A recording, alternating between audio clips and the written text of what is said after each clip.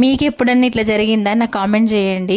అసలు ఈరోజు చేతి నిండా పని ఉంది, కానీ ఏ పని చేయలేకపోతున్నా. కుడతానికి ఫుల్ బట్టలు ఉన్నాయి, ఇంకా వంట చేయలేదు. టిఫిన్ చేసి టీ తాగి పక్కకు పెట్టేసి ఫ్రెష్ అయ్యి పూజ చేసుకొని ఇంకా ఏం చేయాలా అని ఆలోచిస్తున్నాను అనమాట. ఒక్కొక్కసారి నాకైతే ఇట్లనే అవుతుందండి. చేతి నిండా ఫుల్ పని ఉంటుంది, కానీ ఏ పని ఫస్ట్ చేయాలి, ఏ పని కంప్లీట్ చేయాలో అర్థం కాక అయోమయంలో అన్ని పనులు సగం సగం చేసి పక్కకు పెట్టేసిన రోజులు కూడా ఉన్నాయి. ఎందుకో తెలీదు, ఒక్కొక్కసారి నిజంగా అబ్బా అట్లనే అవుతుంది నాకైతే. మరి మీకు కూడా అట్లయితే కామెంట్ చేయండి.